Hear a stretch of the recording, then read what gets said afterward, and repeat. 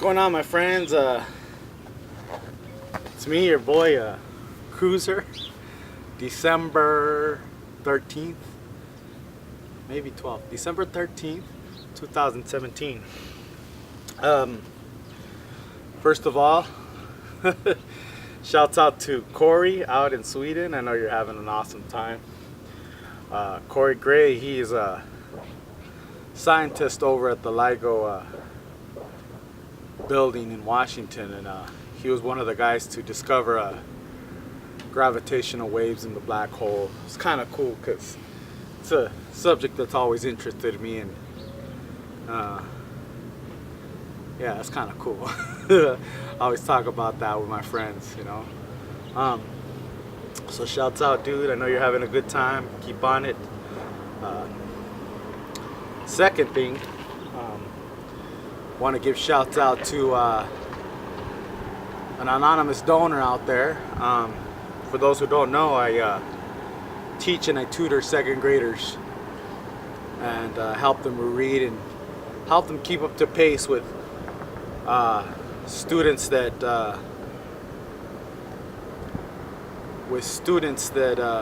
they can't keep up with. Maybe they're a little slower at picking up stuff. A lot of these students, they come from low-income homes, single-parent homes.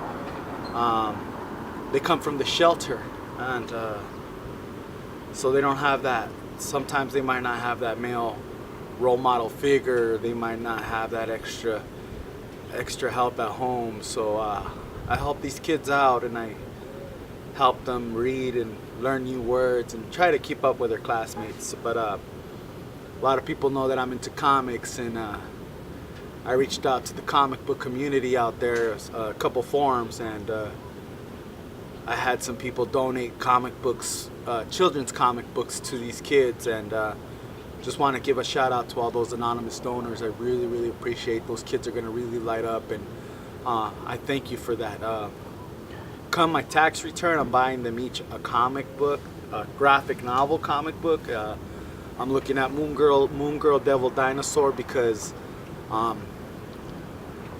lot of the girls gravitate toward Moon Girl, and a lot of boys gravitate toward the dinosaur. And I've been reading it, and from what I've heard, is Marvel is pushing that book, that character extremely. They're pushing her. So they've been using that comic.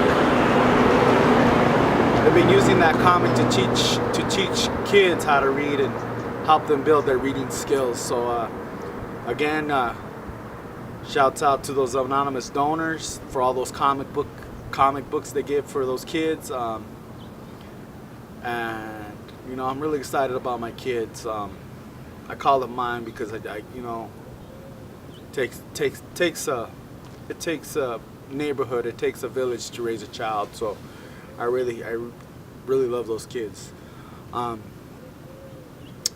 Yeah, I'll probably throw them a pizza party at the end of the year or sometime in between, but I mean, they're hard workers and they're smart too. So thank you to those anonymous donors for all those books that you've sent me in. If you want to send books in, please get in touch with me. I prefer the children's comic books. If you have any, or if you have dollar bin books or quarter books you want to donate, I'll take them as well for them. Anyways, on another note, just one of my neighbors. I went to the doctor.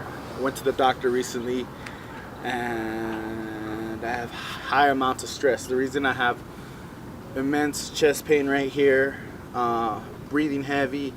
I don't know, I had these attacks and I don't know what they were, and come to learn they're anxiety panic attacks. And I've never had these before. Maybe once, I don't know. I've never had them. And I don't like what I'm feeling. I'm tired in the evening. I haven't been hiking. My friends call me up, hey, let's go hiking. They shoot me messages, hey, let's go hiking. I'm too tired to go hiking, but it's my love. So I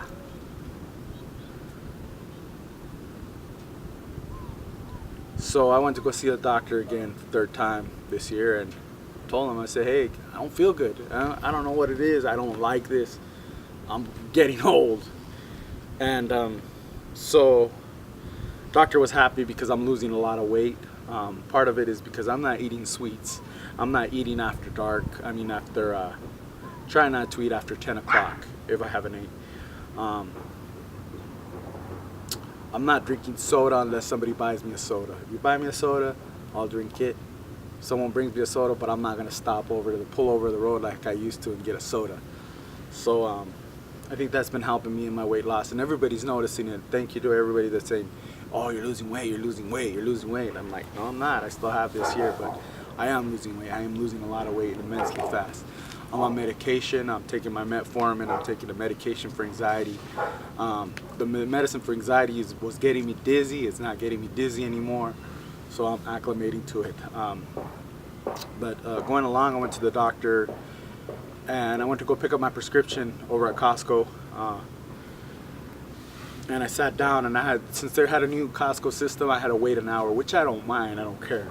You know, it got me a chance to sit down, relax, and sitting there, and I'm talking, and I see this older gentleman, and me and this older gentleman start talking a lot.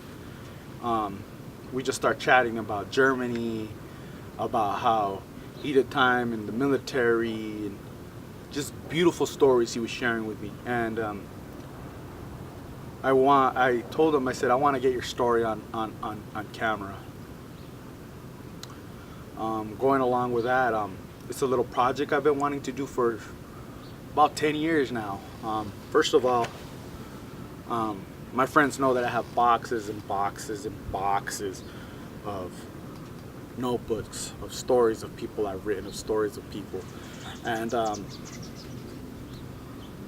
I used to have a hard time talking to strangers, talking to people. And I'm pretty sure it's just common with everybody. But I've gotten to the point where I can just walk up to a stranger and just create conversation, and we can bounce things back and forth. 10, 15, if I can have a conversation, my goal is always 15-minute conversation. If I can have a conversation longer than 15 minutes, I've done my job. And just getting them to share their stories, and I sit down, and when I get home, I write them down. I used to have this fear of approaching people and talking to them, and one of the things I did growing up to overcome that fear was I jumped on the bus. I jumped on the bus and I just started talking to people, pushing myself out of the comfort zone, talking with people about anything. And then I got so good at it that where people would miss their bus stop, they would miss their bus stop to keep that conversation going. And that helped me overcome my fear of going up to people and talking to them. So a lot of people, when they go into new cities, I was telling my nephew, when you go into a new city, let's say you're visiting a city, don't rent a car, or if you have your car, find a place to park it, get on the bus, get on the subway, get on the metro, talk to those everyday people. Those everyday people are going to tell you where to go eat, where to go have fun, where to go visit, where to hang out, because it's the everyday common person. And he didn't believe me, and so when we went to Portland, we had the rule that if you can buy the food at home, like a Subway, Jack in the Box, we ain't eating there. We're gonna find. So when we got on the bus, on the metro, we were just talking to people. Where should we go eat? Go eat at Theo's. Go eat here. Go eat there. Go eat there. And he was just amazed. And I said, it's the everyday common people, the everyday working person, the everyday person that has the same struggles as you and I. You know, that they know what's good. You know, they're gonna give you the advice. They're on a budget, so they know how to stretch that budget. So he was my nephew was pretty amazed about that. And but again, it's just creating that conversation. He's a little shy, so I was like just trying to push him to start talking to people on the bus. But I mean, you get to learn the city on the bus, you can learn the metro. Once you learn on the bus or the metro or whatever, and jump in your car and do it, you know. That's really exploring the city, you know, really getting around. So I have these boxes full of stories that I've had with people that I've met on the bus that I've written down, but I've never published them. Never done anything with their stories because I really, getting the permission from that for them to write their story and put it out there in the public. It's, I can understand that. But so I was talking to this gentleman, and we went over for an hour, and I just went and I handed him my number, and I said, you know what? I want to get your story down on the camera. Here's my number. Hit me up after the holidays because I'm a little bit busy, but I want to interview you on camera, and I want to get your story. He just telling me that he had pictures that he's never shown to anybody, maybe only his family, but that he's never shared with strangers or anything, and that he did want to get that out there. He did want to share these. So going back to my little project from 10 years ago, I've been wanting to do this web page where I tell these people's stories, everyday common folk that we don't even know they're sitting next to us, but we don't even talk to them. I want to get these stories out there, but I've noticed that the average people are now visual as opposed to reading a book. They don't read books no more. So I was like, why don't I make this a web series? So that's my thing right now. I want to do this a web series of just sitting down and interviewing people and getting their stories. Going along with that, it was crazy because somebody shot me a thing in there. Have you read The Humans of NY? And I had subscribed to that Humans of NY page, but I had never really sat down and read their stories. And reading their stories, I was like, wow, like you would never think that of these people, And so that's my little project. I want to do Humans of NY, but I want to do it in Arizona, A to Z. I have not yet known what to call my little project. So I'm thinking of some names. If you got some names you want to suggest, please write them in the comments below.